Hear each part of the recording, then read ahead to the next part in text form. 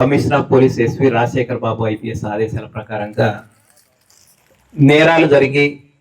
నేరం జరిగిన తర్వాత పోలీసులు వచ్చి కేసులు కట్టుకొని అదేవిధంగా వాళ్ళను స్టేషన్ల చుట్టూ కోర్టుల చుట్టూ తిప్పుకుంటూ ప్రజల్ని ఇబ్బంది పెట్టడం ఎందుకని, నేరాలు జరగకుండా ఏ ఏ పద్ధతులు పాటిస్తే మనము ప్రశాంతంగా ప్రజలు ఉంటారనే ఉద్దేశంతో మేమే ప్రజల దగ్గరికి రావడం జరుగుతుంది.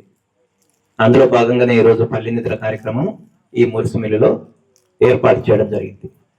మనం ఏమి సంపాదించినా ఎవరి కోసం అండి?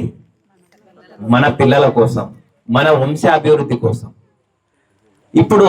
ఇప్పుడుండే కాలంలో పోటీ పడాలంటే చదువే ఏకైక ఆయుధం.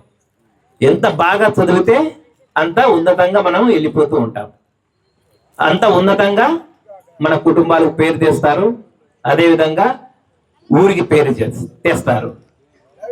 ముఖ్యంగా పిల్లలను ఎట్టి పరిస్థితిలో వాళ్ళను డ్రాప్ అవుట్లు చేయొద్దు, ఖచ్చితంగా మంచి చదువులు చదివించాలి. బాగా ఉన్నాయి.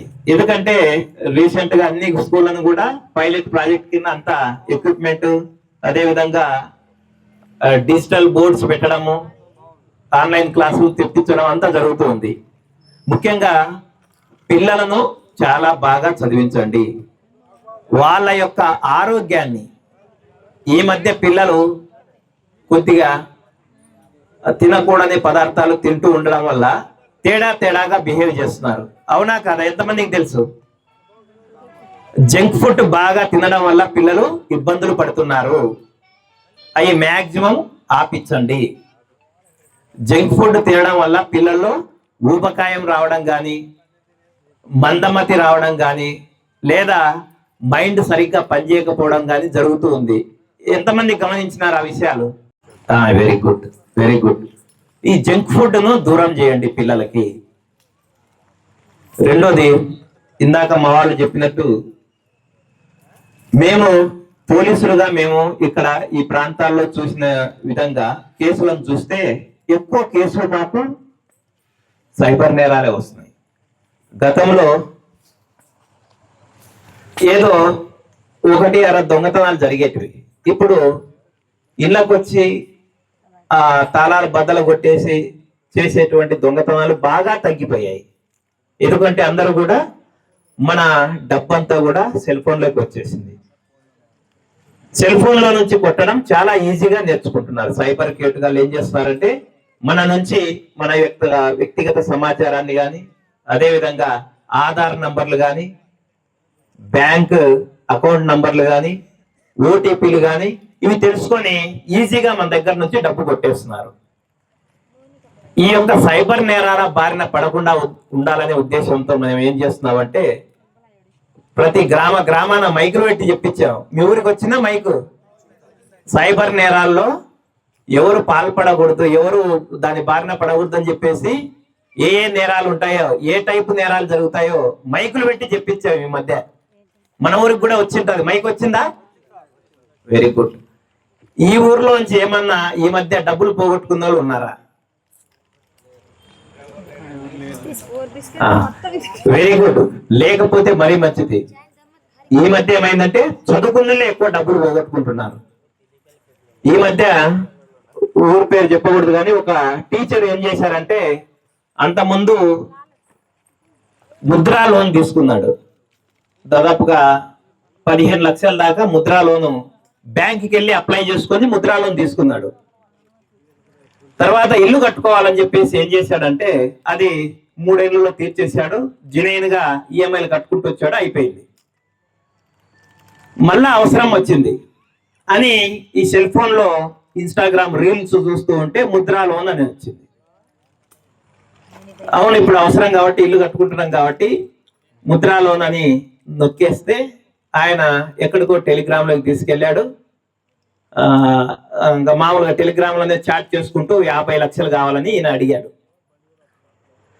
50 లక్షలు ముద్రా లోన్ ఇస్తున్నాడంటే కనుక మనం కూడా హ్యాపీగా తీసుకుంటాం కదా. ఏదో 4 డాక్యుమెంట్లు అడిగాడు, అవి అప్లోడ్ చేశాడు. ఇక్కడ నుంచి అసలు విషయం స్టార్ట్ అయింది. ఇదిగో ప్రాసెస్ చేస్తున్నాం అని చెప్పేసి, అలా చెప్పేసి, ఇలా చెప్పేసి ఏం చేశారంటే ఇతనితో ప్రతిరోజు 1 వారం రోజుల లోపలనే 15 లక్షలు వేయించుకున్నాడు. 1,00,000 2,00,000 వేసిన తర్వాత మనకేమవుతుంది, ఉండేది పోతుందని చెప్పేసి ఇంకా ముందుకే వెళ్తాం కానీ వెనక్కి రాలేము. అవునా కాదా? అట్లా వాడు మాయ పెట్టి ఈయనకు 50 లక్షలు కావాలి కదా, 50 లక్షలు కావాలి కాబట్టి వాడు చెప్పిన పని అంతా చేస్తూ వచ్చాడు. అలాగా వారం లోపలనే వాడి నుంచి, ఆ టీచర్ నుంచి 15 లక్షలు వేయించుకున్నాడు. అప్పటికి కూడా ఇంకా అందులో ఏమీ లోను ఇంకా రాలేదు, నా అకౌంట్లోకి రాలేదని చెప్పేసి అడుగుతూ ఉంటే ఫోన్ కట్ చేశాడు. అయిపోయింది. అప్పుడు పరిగెత్తుకుంటూ స్టేషన్కి వచ్చాడు. ఆ పెద్ద ఆయన్ని అడిగాము, టీచర్ని అడిగాము, ఏమయ్యా మీకు మైకులు పెట్టేసి చెప్తున్నా అంటే, నిజమే సార్, మా ఇంటి దగ్గర కూడా మైక్ వచ్చింది. మళ్ళీ ఏమయ్యా నువ్వు చదువుకున్నావు, టీచరు, ఈ 15 లక్షలు ఎట్టేస్తావా అంటే, సార్ 50 లక్షలు లోన్ వస్తుందని చెప్పేసి వాడు చెప్పిన మాటలన్నీ విన్నానని. అట్లా 15 లక్షలు వేశారు.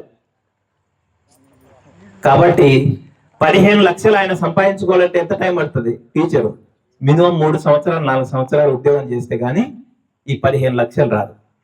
అట్లా తెలిసి తెలియక చదువుకున్నోళ్ళే వాడు చెప్పే మాయ మాటలు నమ్మేసి అట్లా వేసుకుంటూ వెళ్ళిపోయాడు. ఇదొక రకమైనటువంటి మోసం. ఎప్పుడు కూడా లోన్లు ఇస్తున్నారంటే ఫోన్లో మాత్రము మీరు తీసుకోవద్దు. తీసుకోవాలంటే మనం బ్యాంకుకి వెళ్ళాలా, మనకు తెలిసిన బ్యాంకుకి వెళ్ళాలా, ఆ మేనేజర్ని అడగాల, ఆయన ఏం అడిగితే కనుక అవి డాక్యుమెంట్లు పెడతాము, లోన్ తీసుకుంటాము. కాబట్టి ఫోన్లో తీసుకునేటువంటి లోన్లు మోసపూరితమైనవి. అవి ఏ రోజు ఒక రోజు మన డబ్బులనే కాజేస్తాయి కానీ మనకు లోన్ శాంక్షన్ కాదు. ఇంకో రకమైన లోన్లు ఉన్నాయి. లోన్ యాప్ల్లోకి వెళ్ళేసి ఇన్స్టెంట్ గా, అంటే అప్పటికప్పుడు మనకు 10,000 20,000 కావాలంటే టక్కున ఇచ్చేస్తారు. ఆ ఇచ్చేసిన దగ్గర నుంచి ఇంకా మన ఎంట పడతారు. వాడు వేరు మన కుటుంబ సభ్యుల ఫోటోలు పెట్టేసి బ్లాక్ మెయిల్ చేస్తూ 5,000 ఇస్తే 10,000 15,000 ఇట్లా వసూలు చేసినటువంటి నేరాలు ఉన్నాయి. కాబట్టి లోన్ యాప్ల జోలికి ఎప్పుడు వెళ్ళొద్దు. మేము ఇవన్నీ కేసులు మన దగ్గర జరిగిన కేసులే, మీరు నమ్మరు. కానీ మన ఎన్టీఆర్ జిల్లా అంతా జనవరి నుంచి నిన్న జూలై 31 వరకు లెక్కేస్తే దాదాపుగా 2,544 కేసులు రిపోర్ట్ అయ్యాయి. అదేంటి, వాళ్ళకు తెలిసి పోలీసులకు రిపోర్ట్ చేసినవి. కొంతమంది ఆ విషయాలు తెలియక రిపోర్ట్ చేయని వాళ్ళు ఎంతో మంది ఉంటారు. డబ్బులు పోగొట్టుకొని ధైర్యంగా మా డబ్బులు పోయాయి తెప్పించండి అని చెప్పేసి పోలీసుల దగ్గరకు వచ్చిన కేసులు 2,544 కేసులు. ఈ కేసులు ఎంత డబ్బు పోయిందని అనుకుంటున్నారు? దాదాపుగా 45 కోట్ల డబ్బులు పోయింది. చూడండి, తెలిసి తెలియక ఏవేవో లింకులు నొక్కేసి ఓటీపీలు చెప్పేసి, కొన్ని ఇంకొకటి ఉన్నాయి, మేము ఆ పోలీసులు ఈ పోలీసులు సిబిఐ అని చెప్పేసి బెదిరిస్తూ డబ్బులు వేయించుకున్నటువంటి. మీరు ఈ మధ్య పేపర్లో చూసింటారు, ఒక రిటైర్డ్ టీచర్ డిజిటల్ అరెస్ట్ అనే మోసం ద్వారా ఆమె 1,42,00,000 వేసింది వారం రోజుల నుంచి. మీ అందరినీ అరెస్ట్ చేస్తాము, ముంబై పట్టుకెళ్తాము అని చెప్పేసి వారం రోజుల నుంచి బెదిరిస్తూ, ఇంట్లో వాళ్ళకి ఎవరికి మీ వీడియో చూపించొద్దని, తలుపులేయండి కిటికీలేయండి అని చెప్పేసి బెదిరిస్తూ డిజిటల్ అరెస్ట్ పేరుత 1,42,00,000 వేయించుకున్నారు. డిజిటల్ అరెస్ట్ అనే పదమే లేదు. అరెస్ట్ చేయాలంటే ఎవరు చేయాలి? ఇక్కడ మీ ఊర్లో మైలవరం ఎస్ఐ సుధాకర్ మాత్రమే చేయగలడు. మిగతా ఏ పోలీసులు వచ్చినా ముందుగా ఆయనకు చెప్పాలి, మీరు అయ్యా ఎవరో పోలీసులు వచ్చారు అని చెప్పేస్తే కనుక మైలవరం ఎస్ఐకి తెలియకుండా ఎవరు ఇక్కడ నుంచి తీసుకెళ్ళడానికి లేదు, ఎవరు అరెస్ట్ చేయడానికి లేదు. ఏ పోలీసులు వచ్చినా ఊర్లోకి ఖచ్చితంగా మన లోకల్ స్టేషన్ కు చెప్పాలి. కాబట్టి డిజిటల్ అరెస్ట్ అనేటువంటి ఈ సైబర్ నేరాల బారిన మీరెవరు పడొద్దని చెప్పేసి విజ్ఞప్తి. అంతగా ఏమన్నా ఇబ్బందిగా అనిపిస్తే టక్కున ఫోన్ నంబర్ ఉంది, ఏ నంబర్ కొట్టాలి మనం పోలీసును అప్రోచ్ కావాలంటే 112 కొడితే మేమే మీ దగ్గరికి వస్తాము. అది కూడా 10 minutes లో రావాలి మీ దగ్గరికి. ఎక్కడున్నా కూడా లోకల్ పోలీసు, మనకు ఏ ఆపద ఉన్నా కూడా 112 నంబర్ కొడితే మీ ఊరికి పోలీసులే వస్తారు.